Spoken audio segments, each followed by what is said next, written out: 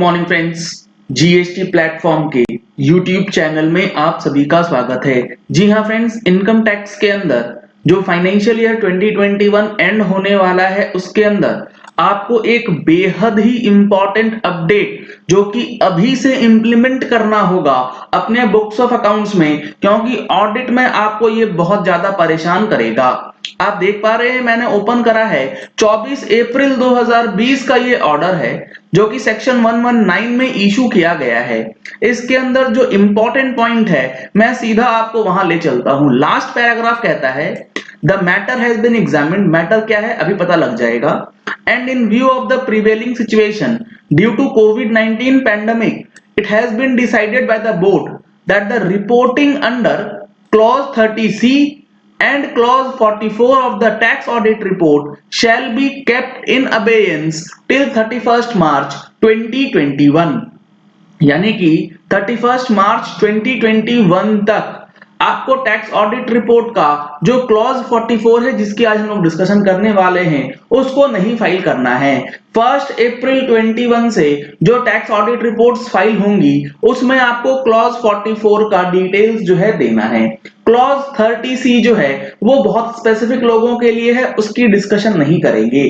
Clause 44 जो है वो बात करता है जीएसटी के अंदर एक्सपेंडिचर का ब्रेकअप आपको डालना पड़ेगा फ्रॉम असेसमेंट ईयर 21-22, यानी कि जो फाइनेंशियल ईयर 21 मार्च को खत्म होगा यहां पर आपको उसका ब्रेकअप और अपना प्रॉफिट एंड लॉस अकाउंट जो है अकॉर्डिंगली प्रिपेयर कर लेना है। क्या है क्लॉज 44 टैक्स ऑडिट रिपोर्ट का, ये समझने से पहले अगर आपने अभी तक जीएसटीआर 99C को फाइल नहीं किया है और उसको फाइल करने में कोई दिक्कत आती है तो आप हमारा जीएसटीआर 99C का फाइलिंग कोर्स परचेज कर सकते हैं। कोर्स परचेज करने के लिए आपको डिस्क्रिप्शन में लिंक दिया गया है, नंबर्स आपको स्क्रीन पे दिए गए हैं, इन नंबर्स पे कॉल करके आप डिटेल्स ले सकते हैं। अब देखिए जो ये टैक्स ऑडिट रिपोर्ट है मैंने ओपन करा है आपकी स्क्रीन पे, इसका क्लॉज नंबर 44 बात करता है breakup of total expenditure of the entities registered और not registered under the GST.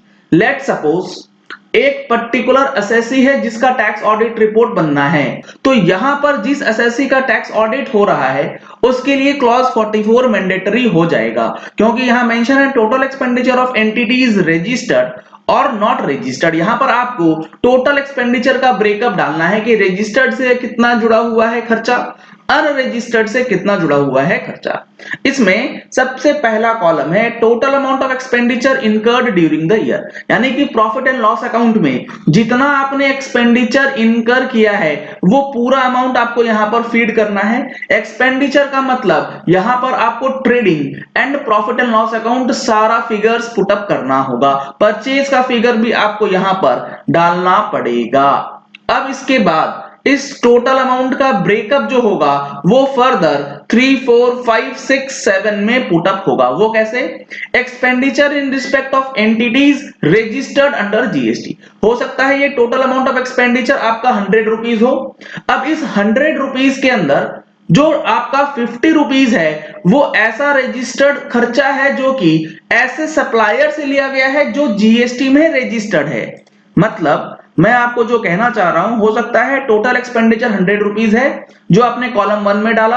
अब कॉलम 2 और कॉलम 3 का जो ब्रेकअप है उसमें 50 रुपीज आपको रजिस्टर्ड एक्सपेंस का ब्रेकअप डालना है और 50 रुपीज आपका अनरजिस्टर्ड का अमाउंट जो है वो डालना है। यहां पर जो लास्ट कॉलम है expenditure relating two entities not registered under GST, 100 rupees total जिसमें से 50 रुपीज अनरजिस्टर्ड का है वो कॉलम 7 में आ जाएगा। अब जो ये बैलेंस 50 रुपीज जो कि रजिस्टर्ड का है उसको फर्दर ब्रेकअप किया गया है, तो आपको इस तरीके से ब्रेकअप वाइज मेंटेन करना होगा डिटेल्स, और अभी अब वो चीज आप नहीं करेंगे तो आपको बहुत परेशानी आएगी। पहला क्या है, रजिस्टर्ड में 4 कैटेगरी है। कौन सी? रिलेटिंग टू द गुड्स और सर्विसेज एग्जम्प्ट फ्रॉम जीएसटी। हो सकता है किसी ऐसे खर्चे का फिगर पीएल में या ट्रेडिंग में डाला हो जो कि है तो रजिस्टर्ड से लेकिन वो है एग्जम्प्ट कैटेगरी का। हो सकता है किसी रजिस्टर्ड पर्सन से आपने एग्जम्प्ट परचेज किया हो तो वो फिगर आपको कॉलम नंबर 3 के अंदर डालनी होगी। रजिस्टर्ड एक्सपेंस है बट एग्जम्प्टेड है तो column 3।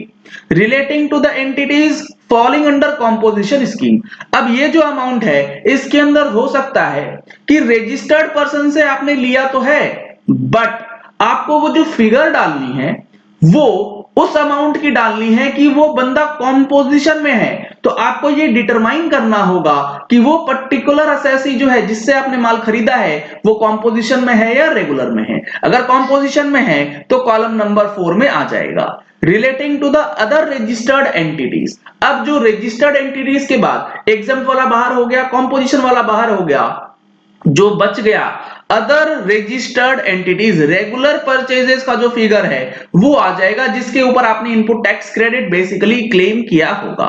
Total payment to registered entities, और फिर इस खर्चे का पेमेंट जो आपने किया है टोटल वो आपको कॉलम नंबर 6 में डालना है। तो यहां पर जो है एक्सपेंडिचर का ब्रेकअप आपको एग्जेम्प्ट का अलग पीएल बना करके या फिर अपना एक एक्सेल शीट तैयार करना होगा अपने बुक्स ऑफ अकाउंट्स को देखते हुए कि एग्जेम्प्टेड परचेज या एग्जेम्प्टेड खर्चे कौन से हैं।